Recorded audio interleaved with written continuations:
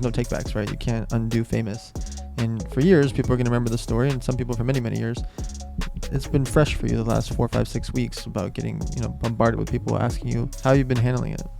I think there was so many other things on my mind right after, and most of it was my wife, making sure she was all right. If I really did my homework in Baja, I would really be able to run very fast pace in certain parts of the course. And I caught one of these legends in that part of the course where I had a lot of knowledge about that particular area. When we caught those iguanas, you said, hold it.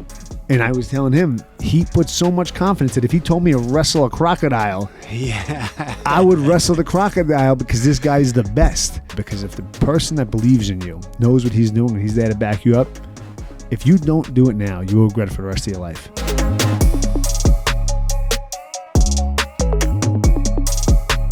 Ladies and gentlemen, welcome to the Money Mondays. This is a very special edition because we're only going to talk about money a little bit. We're going to talk about brand a little bit, and we're going to talk about defending your household, defending your life, why training is important, everything between. And normally only have one guest. You know what's better than one guest? 2 guests. And both of our dear friends of mine, both of them had tens of millions of views, hundreds of millions of views. One of them for one in particular video that you guys have probably seen in the last month. The other one, he's been on everything from shooting guns, racing freaking motocross and bikes and Baja 1000s and all the cool things you've seen online. And so both of them have done a lot of content that we have watched over the years. Tarzan getting over 200 million views a month across social media. Just this last 10 days, 225 million views because he decided to go on this fancy trip and start wrestling with anacondas, and we'll get into that a little bit later. Typically, we talk about 3 core topics: how to make money, how to invest money, how to give it away to charity. We're only going to do a little bit of that today because of our guests. First, we have Mr. Vince Ricci.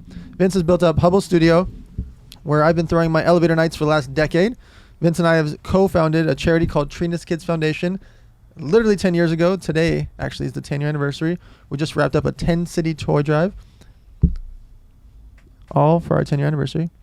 We're sitting in the parking lot of Dragon's Lair Gym, where we just completed all 10 cities. Right next to him, Mr. BJ Baldwin. You guys have seen BJ on social media for many, many years, whether you saw him jumping over things off of huge dirt ramps or you saw him shooting things really, really quickly because he's one of the fastest shooters there is. I mean, I'm going to do the longest intro of all time for you guys. I love it. It's just so fun that you're both here at the same time. All right, guys. So the way it works is we're going to have you each do a quick 2-minute bio, then we're going to get straight to our topic. So Vince, start us off. 2 minutes. So 2 minutes, basically, came to LA about 10 years ago exactly. One of the first people I sat down with was Mr. Dan Fleyshman. And literally he was the reason why I started everything. He was the reason why I was able to start Hubble, the reason why I was able to start training his kids. And not saying this because I'm on the show with you, but that was, he's so optimistic and he believes that it could happen that he put the belief in me, coming from the Bronx, New York. I always thought everybody was against me. Everything was against me. I was never going to be able to work. I only knew one life. And it was only going to lead to negative outcomes, coming to LA and believing this was going to happen, and ended up happening. And then I started Hubble, became a full production studio with 44,000 square feet in downtown LA under Hubble Studios, Hubble Agency. And we run multiple CPG brands, beauty company, coffee company, cannabis company, multiple other companies we run, develop all the assets for. And all within the help of Dan and a group of good friends that understand exactly what we talk about on the show. BJ Baldwin, 2-minute bio so we can get straight to the money. My name is BJ Baldwin. I run a competitive motorsports company. It's kind of a digital marketing company disguised as a motorsports company, but I do long-distance off-road racing, the Baja 1000, the 500. I've got 8 season points championships, wow. And I'm also very competitive shooter in the world of personal defense and self-defense and concealed carry. And I've been in off-road motorsports for about 18 years. Wow. The real Tarzan. I never get the full bio. Why don't you do a quick bio here? Slide the mic over to him. Real Tarzan. Name's Michael Holston. I'm from Rhode Island, the smallest state in the United States. I've been around the world, 30 different countries. Started working with animals since I was a little kid. I worked in zoos and hung out with chimpanzees and wild orangutans and swam with sharks and whales and normal stuff. Normal stuff. Amassed millions of followers on social media. hang out with different tribes around the world. You know, I'm a brother of 10 siblings. I'm the oldest. Yeah, man, I live in California and in Miami, and we share a property. We're neighbors, Literally inside the same fence. We have about 200 animals at home, and yeah, man, it's a cool thing to be a part of a podcast like this and be a student and learn about all different types of things, from money to charities to investing in yourself and your future. All right, Vince. Just last month, we've all seen this video. At least 150 million views now and growing. You've been on almost every major national television station, news channel, and everything between. And everyone has a different version of it. From, CNN says one thing, Fox says another. The way they portray the situation. Let's walk through the main concept of it, and then what happens when you start to get that type of fame of something so, I don't want to say controversial, but such an important topic in the industry. Well, simply put, I was coming home from a long day at the gym and work, and I was walking in the house, and two guys attempted to break in my house. And we all know right now in the current climate of things and people not making money, these are crimes of opportunity. People are trying to come in. And because we put ourselves in a position in most states that people don't have guns and aren't carrying guns, no one is defending themselves. So the expectation that someone will fight back isn't there. They're not expecting that. So I just happened that day to be carrying, like most days, and had my earpods on. They ran up. Immediately, my adrenal response, which a lot this guy taught me after the fact, because the next day he was there, full support, helping me, was able to slow down time and think, my wife, my baby, the other people that are in my house, and the option of letting them in was way outweighed the option of dying if I defended myself. So I chose second option, defend myself, and I survived. And then, now fast forward 5 weeks later, people stop. I mean, I've been with you for 2 weeks. How many times have I been stopped? Everywhere. We checked in the hotel. The guy was like, "Oh my God!" Yeah, well, people are recognizing you now. Oh my everywhere. God. Yes. The airport, everywhere. That's rad. And I think that this is not the way I wanted people to recognize me, even if that was something I've ever wanted, which I don't know if that was. But each one was commending you. I will say that. Whether we're at the Mandalay Bay, whether at the Four Seasons, we're at the airport check-in or the baggage person, there was not one person with any type of off reaction. It was like, I commend you, or I agree with you, or I hope you get your CCW back, etc. I didn't see one.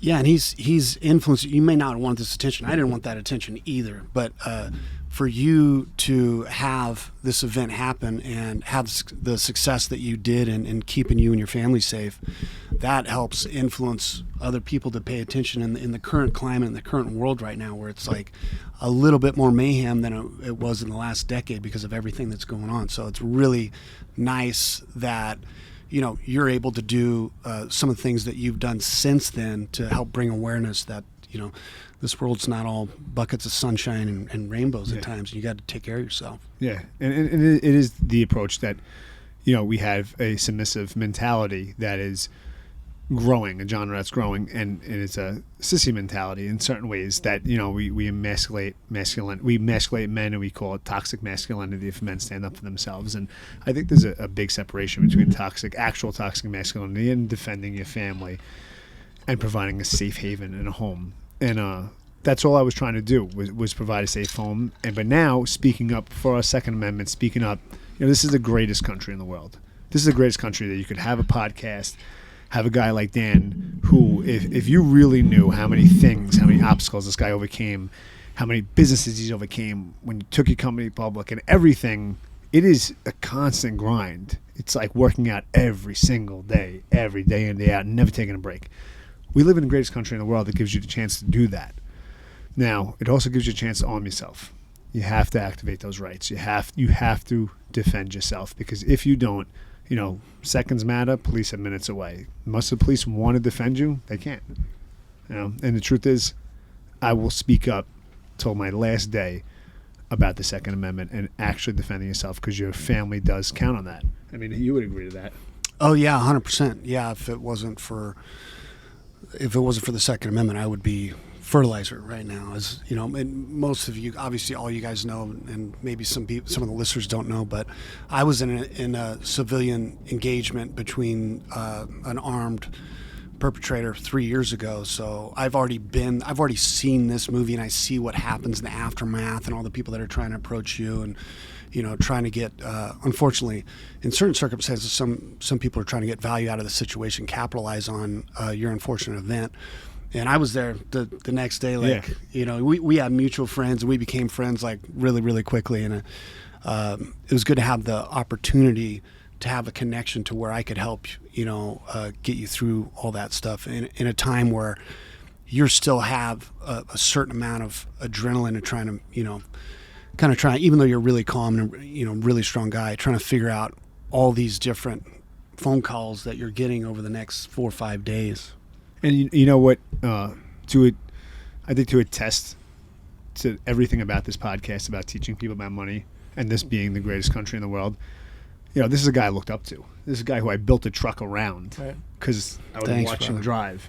And then they're like, "Oh, do you want to talk to BJ on the phone?" And I said, "Oh, what the hell do you want to talk to me about?" You know, I know this guy's like, "Yeah, what's up, bro? You're alive? All right, you know, good luck," and hang up the phone. We talked for an hour. He's like, "You know what, man? Well, I want to make sure they don't that video goes good tomorrow and they get the right story. I'm going to drive out from Vegas and stay with you." And all of a sudden, he's at my house sleeping over and walking me through and training me. And I'm like a sponge. I'm retaining this guy's 20 years of armed experience of learning everything about the sport, and I'm like I'm sinking every ounce of it in. It's not like I'm trying to drink water out of a fire hose. It's like I slowed the fire hose down, and I'm trying to take every drop of it. And I literally left when you left, so fortunate to say, wow, I came from the Bronx, New York, from not a broken home, because I would never call it that, but other people may say that, but I don't victimize myself. But to see the people I've looked up to, the people I looked as visionaries, as idols, now helping me, staying in my house, you know, working with you, sitting here with Tarzan, with the whole world is DM me, yo, you know Tarzan, you know what I mean? And this guy, I'm like, this is the greatest place on earth. It really is. Like a kid from the Bronx that comes from, you know, that type of home that could to do all these things, and I survived. So I'm going to ask each of you this question because each of you have had hundreds of millions of views. Tarzan does it consistently with animals. BJ's had it for sports, guns, that huge situation that happened with the news, like a lot of things that have happened. And then Vince, most recently last month, this situation, who knows how many views it's had because it's gone so viral on so many different platforms. I'm going to ask each of you this very similar question. We'll start with Tarzan. When people approach you, how do you interact with them? How do you deal with it, especially when a lot of times it's the similar questions about the similar topic over and over and over? When I first started getting people to come up to me, it was freaky, you know, because I come from an area where don't just walk up to me. You don't walk up to people. Right? Yeah, it's a wild thing, and we had talked about it a couple of times while we were working out, because me and Vince hanging out, and people were coming up to me in the gym, and I had a situation some years ago where I got in a fight with a guy, and guns were involved, and so on and so forth. Anyways, after that, in my mind, I went back to. I got really comfortable with people coming up to me in the beginning, and then when I had a situation happen, I got back to my street mentality, back to my street mode. So everybody that was coming up to me, or anybody making eye contact with me, it became like a mental nuisance. You know, I was on defense, and I'm like looking at people like getting ready to, you know, knock a guy out. My adrenaline response was just the hair in the back of my neck was up, you know. But it was just people coming up for a selfie, or, you know, someone trying to say hi, or, oh man, you're my inspiration, or I got a gecko because of you. And in my mind, I'm like, yo, this guy's trying to rob me. This guy's trying to do something. And I started bringing my dog with me everywhere, and my dog is actually what kind of made me come back. Yeah, it brought me back to civilization versus trying to be a defensive animal, you know. And once I got out of that traumatic thing out of my mind, I had to like really truly appreciate the people coming up as, which it is the truth, they changed my life. These fans, these followers, people that support me and share my videos or watch my content, they help me travel around the world and see animals, and, you know, help me pay for my bills, or help me feed my animals, or help with my family. So I always take in people every time I see them. I never refuse a photo unless I'm like in a bathroom somewhere or a fucking strip club or something, you know. But other than that, like, I'm always taking photos of people. I never say no. I'm always happy to engage with somebody, you know. And I hardly, if any time, ever get anything negative. you know. And I think with the last time I got in an issue, people like, probably not a guy you want to fuck with, you know. And I'm not trying to be a tough guy or anything, but like, I respect everybody. I expect respect in return, or my dog will bite you, you know. So that's where that barrier, comes from. But I love it, man. So BJ, when people come up to you, they're asking either about, you know, car-related things, gun-related things, etc. How do you deal with it when that happens? You know, I've had that obviously for a very long time, from, you know, doing so well in off-road motorsports and being able to beat people that I looked up as like Superman, like, For sure. you know, people that had really successful off-road careers. And I was very long time ago entering the scene where all these people were winning all these races, and I viewed them as Superman, and now all of a sudden I'm ripping their cape off and, like, you know, sticking my foot up their butt, you know, Right. like fucking kicking these guys' ass in embarrassing fashion. Whereas most of that interaction, if I really did my homework in Baja, you know, I would really be able to run very fast pace in certain parts of the course. And I caught one of these legends in that part of the course where I had a lot of knowledge about that particular area. I could run up on them pretty fast. And I focused on certain areas as it relates to pre-running, getting to know certain areas where I can harvest time and do very, very well. Certain areas I struggled with, but that's when I started to get a lot of notoriety, is when I was beating people that were legends in the sport as a young man. And I was kind of like that, you know, with people starting to come up to me, you know, a long time ago, where I was like, yo, why is this person looking at me? You know, this is very strange and off-putting. And you kind of get used to it after a while, but at first it is like that. It's a little bit alarming. Like, I don't recognize this person. They've been staring at me for 15 minutes across the room, not knowing that they're just trying to work up the courage to be like, yo, you're awesome. Yeah. You know, can I get a photo with you? Can I get a picture with you? People will like FaceTime like their brother or something like that. Man, yeah, say hi to my brother. He's a big fan. He loves you and all that stuff.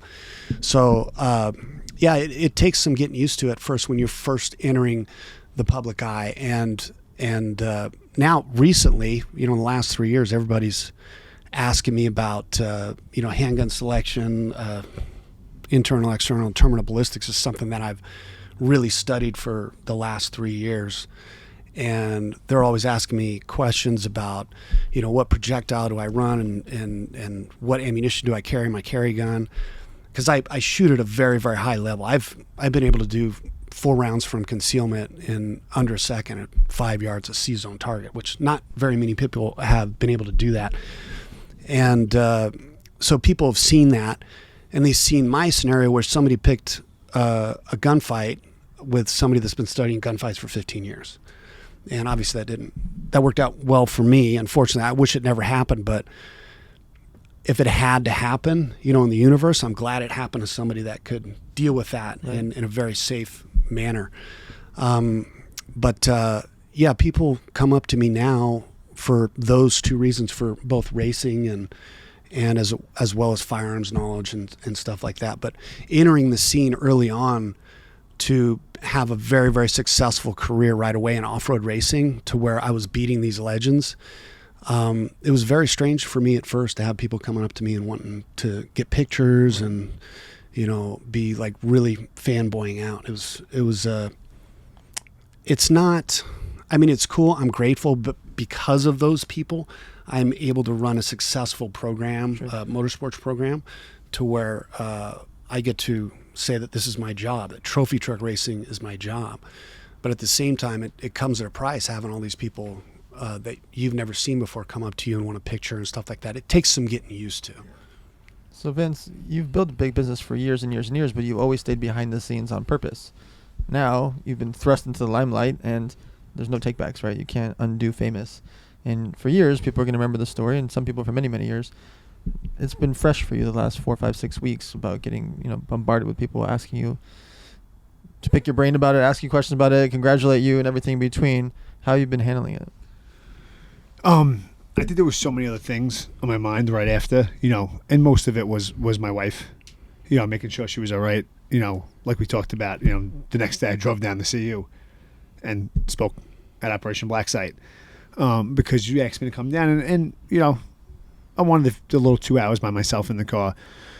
And then, you know, with you coming to see me, I had so much support that I was comfortable with talking about what happened. I was confident with what happened, with the decision that I made. So I wasn't really worried, but it is strange because, you know, I catch people looking at me. I was in the gym the other day, and 3 guys that, like, tattoos, bigger.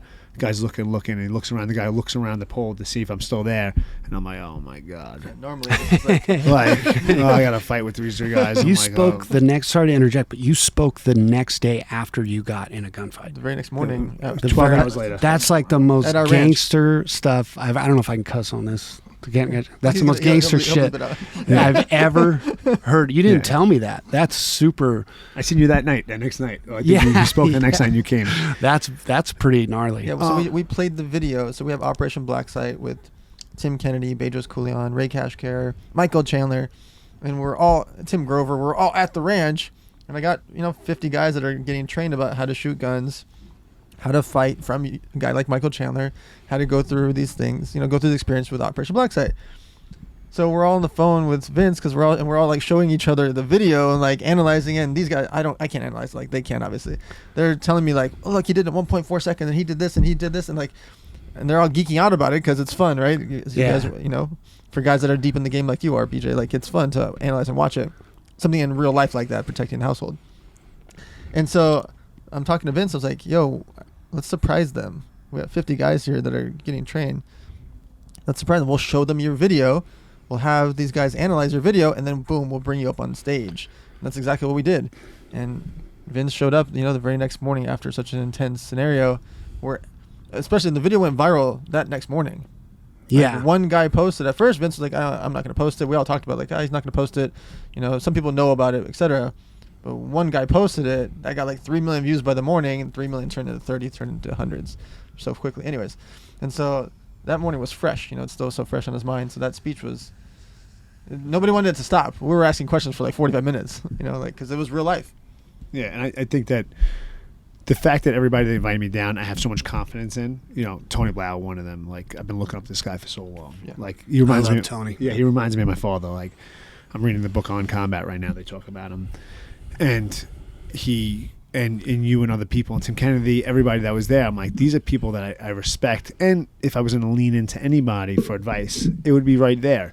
So I look to the people that I'm getting advice from, and a big part of this show and a big part of pursuing success and different things is leaning into the people immediately that can support you and can give you good advice, and that deters you from making bad decisions from good decisions. I wanted to come talk to you. I want to see, like, how do I handle this situation? Talk to them.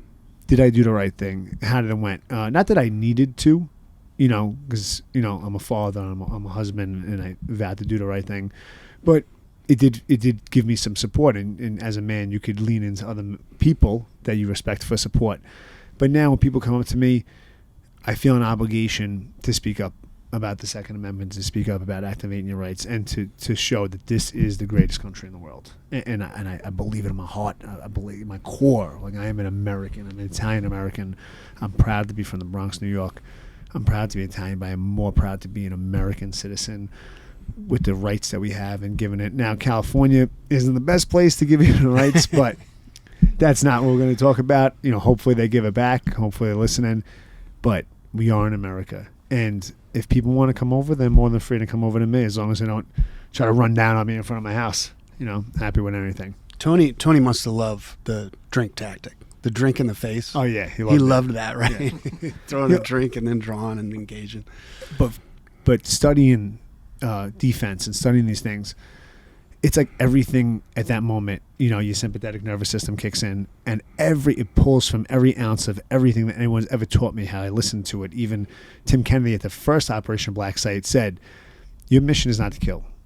Your mission is not to be a hero. Your mission is to protect your family. And if you get killed, you fail your mission. If you do something to go to jail, you fail your mission. If you let them in the house, you fail your mission. And all that came to mind immediately. Was it really fast or was it really slow when it all happened? Slow, like I thought it was going to be embarrassing slow, like where I didn't even want to watch the video back because I was like, oh, I'm going to look like an idiot. It's going to be terrible. You did fantastic. Yeah, Tyler. and I was like, this is going to be, so I'm going to be stalling, looking back, thinking, should I hit him with a drink? Should I not hit him with a drink?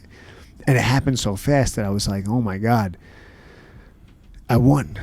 And I'm happy those guys survived. You know what I mean? The one guy got hit, but I'm happy that they survived because hopefully they move on and they do something else. You know, I've been there, been in the street before, and I chose a better path for my life because I was given opportunity. Now, if you don't believe opportunity's out there, you're not going to go for it. But when I met you, the biggest thing that people don't realize about why Dan is so successful, besides the fact that he's extremely intellectual, is that he's an optimist. He believes that it can happen. And he continues to keep trying no matter how much you fail. And, you know, we both come from disenfranchised areas, and you believe this isn't going to happen. It's not for me. You know what I mean? It's not, you know, I'd rather just, you know, I'll stay in the corner. Nobody wants to take a picture of me. Nobody wants to do this. Like, I'm fine. But this guy believes. And then he makes me believe.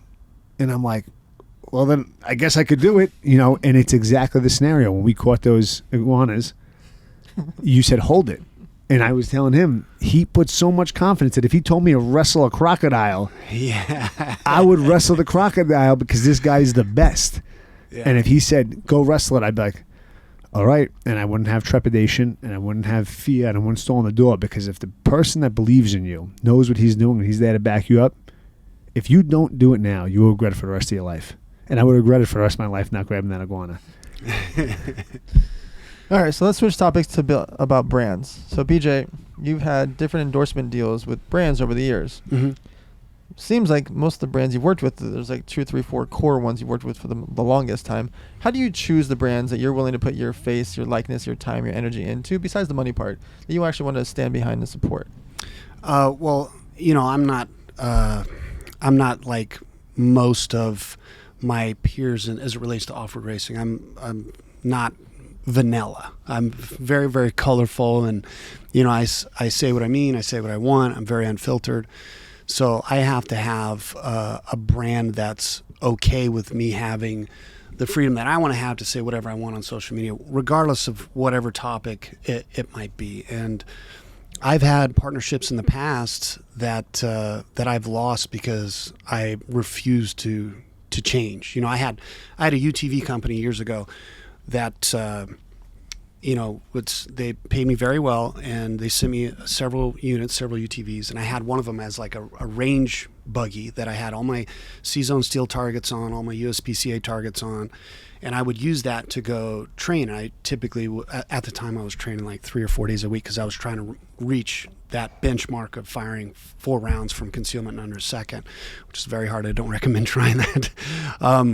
So I had that range buggy that I would use, and I would make content around that to promote the system, to promote that unit and that company. And then, you know, somebody that was having a lot of trouble decided to hurt a bunch of people, and then I couldn't use that anymore. So I really, really dislike the idea in this country that there's a certain amount of a certain type of people that don't know enough about one side versus the next, like the people that will use a firearm to go hurt other people, and the people that are willing to die to keep a complete stranger safe. Like if something happens in the grocery store and somebody comes in there with a rifle and starts burning people down, I'm going to be the first one to put 115 grain fluid transfer monolithic hollow point into their memories. You know, I'm willing to do that to save other people and to be put in kind of the same category as the people that have serious problems, the evil people, as somebody that's willing to, like, this is not comfortable. This is very big. It's not comfortable. It's part of my wardrobe. My gun is part of my wardrobe. The people that are willing to make that part of their wardrobe every single day to preserve blood pressure, you know, in themselves or somebody that they love, mostly for somebody that they love in case they have a scenario like I did several years ago. You know, those people are not in any way, shape, or form have anything in common. And the fact, like with that particular company, they didn't want me to use my training sessions as like an event to promote the product and talk about this cool vehicle that I built specifically catered towards combat pistol training and balance, speed, and accuracy because of this event that happened, 2,500 miles away with some psychopath. So I ended up parting ways with that company and building a relationship with a different UTV company that I was able to work with and recognize who I am, the things that I like to do, and that I can be my own, kind of influencer or athlete without having to change anything. So I always like partnering with companies that, I align with, and the activities that I do and how I live my life is not something that's conflicting with them. So that's very, very important. Are there certain brands like First Form and Black Rifle? Who are the main brands you're working with currently? The main brands, my title right now is Black Rifle Coffee, and First Form is Tier 2. And then I have some endemic motorsports companies like, King Shocks, Ultra Wheels, Rigid Industries. But Black Rifle Coffee and First Form, they are people that I align with. I really look up to Evan Hafer and Matt Best and JT and everybody at Black Rifle. I'm really, really good friends with them, but I also really good friends with everybody at First Form. I really look up to Andy Frisilla and Sal and everybody over there. They are our people. They're family. They're rad people. And we've been friends for a long time, so it was really cool for us to get to work together. Are we picking up trauma snoring underneath the table? We're in a motorhome. It's fine. The dogs heard the story before. So yeah, I really appreciate. I feel very lucky to be able to work with companies like that, and we share some of the same interests, and we get to work together, and I get to run my motorsports program representing those brands. Yeah. We just did our toy drive in St. Louis at the First Form headquarters. 250,000 square foot headquarters. Yeah. Then we walked across the street. There was another 200,000 square foot. And then there's another 200,000. Yeah. What's cooler than one warehouse? 3 warehouses. All right, Vince, you've built up big warehouses as well in the cannabis industry. You've also, with Hubble Studio, have 44,000 square feet. Talk us through the brand side. Your brands are so clean cut. It's mostly white with black lettering. It's visual and clean. Tell us about brand and why brand is so important. I think people don't realize that, the brand is a culture. And when you travel and you go to different tribes and you work with them, there's distinguishing marks and markings and people and cultural things and how they inhabitate that area. And you know where you are. When you look at a brand, you should know the feeling it gives you, what it gives you. And we talked about this with SDK before in Las Vegas. It's been around 15 years. You've developed so many memories there that, part of that culture is the history that it's had and the memories it's created. So when it comes to Hubble Studio, we focus on hospitality first, that it's a feeling, it's an engagement with the client that we make them feel so vulnerable. They come in to create. So when they see these distinguishing markings in Hubble and it's so communicated through the place on our clothing for everyone that's worn. I've had every celebrity from, Cardi B to Kylie Jenner to Justin Bieber, you name it, they've worn Hubble Studio stuff. And I focused on less on the apparel because the apparel was just reflective of that. It was just part of it. And I never thought I was going to be in clothing, but I could just make stuff and people would wear it. But I focused on the hospitality aspect. There was no place like Hubble. Milk Studios I respect to the end of the day.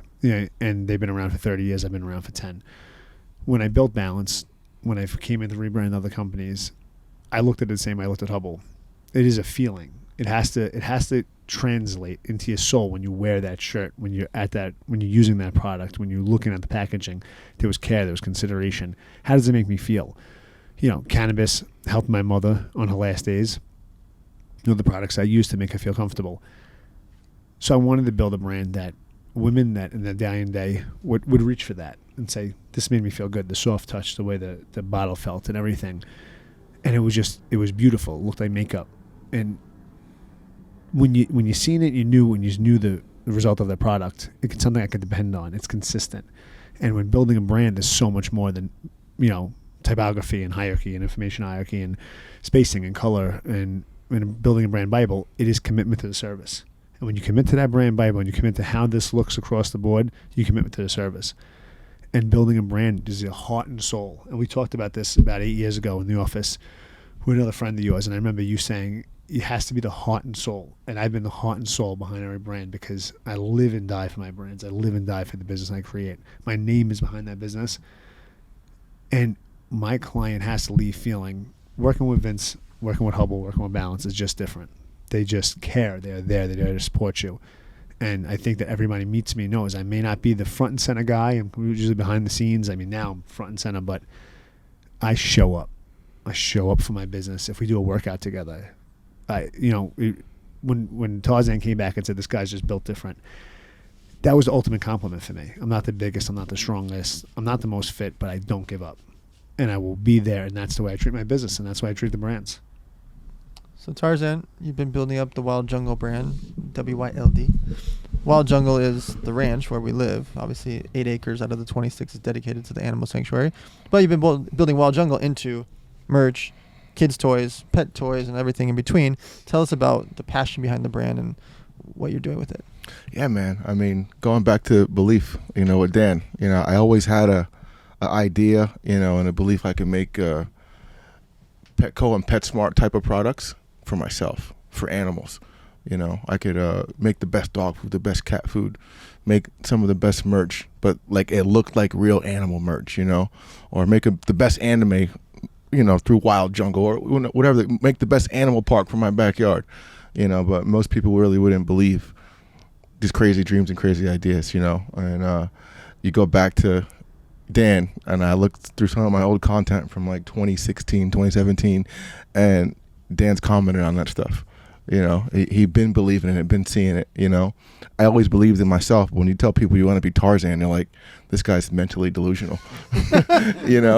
So I've always had this undying faith and undying belief that I could do something really big in that space. And if I named it right and I believed in my ideas the right way and I worked tirelessly, endlessly, I'd be successful, and getting around the right people is, how they always say, you surround yourself with, 10 losers, you're going to be the 11th. Yep. If you surround yourself with 11 successful business entrepreneurs or billionaires, you're down to be the 11th. You surround yourself with, 10 hard workers or 10 shooters, you're going to be the 11th. You know what I'm saying? So it's, building this Wild Jungle brand is my baby since I was a baby. I believed that I could do something the right way. I knew it wasn't going to happen overnight, and we're crushing it. We're building it piece by piece, day by day, and you don't give up on any of your brands or your businesses, but when you say, Wild Jungle is going to be the biggest brand I ever did, it feels good, and I'm down to the death, and after that, I know. All right, guys, last core topic is about charity. Why do you think, we'll start with Vince, why do you think it's important for people to be involved in charity, whether it's for their personal life, for their households, or for their business, with their staff and their culture?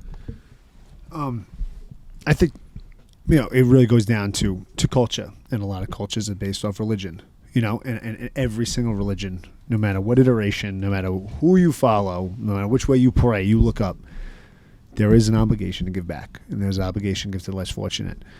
And that creates that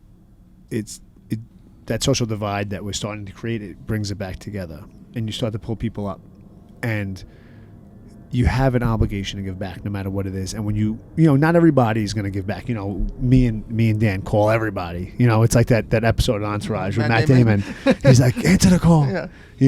Write the check. Send the check. And I call people up. I'm like, listen, you're going to make I'm going to give you a 10x return on your money. They're like, what? I'm like, it's called a God note. They said, what's that? I said, whatever you give me, I'm going to get you 10 times back. And they're like, wait, what? And they start to ask me. I'm like, just trust me. Just give, and God will give you back. And if you don't believe in God, whoever you believe in, but the universe will give it back. And when your company starts to do it, everyone will complain. They have to show up on Saturday. They got to do this. But no matter what goes on, I mean, we've done 10 toy drives in 17 days. Yeah. We've wore the same pair of socks the whole time. I mean, we had a different pair of socks, but you know what I mean? It's been a lot of shop, going and get new clothes because it wasn't a washing machine we bought. It was a lot of stress, missing flights, this, that, everything, But ultimately, look how many people are going to have be able to give toys, how many smiles we put on people's face, how many single mothers out there that are struggling to work, and we alleviated them of not being able to give the kids anything. Yep. And we give these people faith that somebody cares. And just like the faith that you gave me when I first met you, you had 5 minutes to meet me, then we ended up having dinner together. That changed my whole life. And that little piece of that little faith that you bestowed into me, that you put into me, is what we give people to believe it's not so bad. People care, and we're from 2 different walks of life, and we're so similar, from totally different places. But so when someone walks in, they see me, this blue-eyed fucking guy that who knows, and his little Puerto Rican kid from wherever he's from, and he feels like, oh, that guy cares, and maybe the next guy cares, and maybe people do care, and life has kicked my ass. But they care, and then your staff sees it, and they do it, and they start to do it, and this little bit of paying it forward, that's how important it is. And you start to spread that. Now you're spreading good. And if that's all you get out of life is the happiness from doing that, then you got a rewarding life. You're a successful person. And I believe that in my heart. My mother's name is Trina's Kids, and my mom died. And, they say you die once when the last breath that leaves your lungs, and you die the last time somebody says your name. And as long as I live, people will keep saying her name, and she will live on with me. Thank you. So, BJ, why do you think it's important for people to involve charity into their households or into their businesses? Well, first and foremost, for selfish reasons. And that's for dopamine and serotonin release in yourself. It makes you feel good to have helped other people, and it's if you run a business, it's good for promotion of the business, but having that knowledge that you gave somebody hope and you made somebody happy, maybe somebody that was struggling. There's a lot of families out there because the state of our nation is a little wounded right now. Sure. So certain people can't afford to provide their kids with, especially with your toy drive. It's helping a lot of people, and I love that. I subscribe to that. That's awesome, because people can't really afford to provide their children with the Christmas that they would like to provide them with, and you're helping a great deal with that. So, to know that you gave back and made the world a better place, it really makes you feel good that you've helped somebody else, and I think charity is very, very important, and I'm very proud to be affiliated with this, and one of your friends and all the people here, because I know everyone here they're awesome people, and they, you guys love to give back and make the world a better place. And I identify with that. I used to, and I still do, I would buy like 40 or 50 pizzas and go down to like D Street and Owens and, it's gangland, and go in Vegas and Northtown and go give pizzas away to like all the homeless people that are there. I would give a lot of my old clothes. Like I saw your post the other day about, if it's been in there for 2 years, it's too long. Yep. Give your clothes away, and I love that. I do that in Northtown, Las Vegas. I will feed the homeless once a year during Christmas, give away blankets, give away clothes and stuff like that. And I do it. It makes me feel really good to know that I've helped other people that are less fortunate, and I love that you're doing that with the toy drive, all you guys, and all your hard work. I think that's awesome. Thank you. Tarzan? When I was growing up, I would watch my father and my grandma give homeless people $20, $10, $100, sometimes $50, and I always thought, like, why are you giving them money? This goes back to the religious thing, and they'd say those homeless people, they're angels, and God sent them down here to see how you treat them. And one day when you get to heaven, if you get to heaven, they're going to be judging you at the gate. I'm like, damn. So I always gave back a couple bucks when I had money, even when I was broke or homeless. A guy come up to me, and he's like, yo, you got some, or on the side of the highway or the side of the street. It's like, that guy's doing worse than me, so I got $15, here's $5, buddy. Wow. But seeing that snowball effect over the years, it made me feel good just giving a couple bucks to someone I didn't know. Imagine giving help to an animal, something I really truly am built for and put on this earth for, so we can go, help a dog shelter, spay and neuter dogs, or randomly help someone that's got a dog and their dog's getting ready to die because they need surgery and they can't afford it, and you got a couple, $800, like, here, just take it, and I lost a dog. We lost dogs before.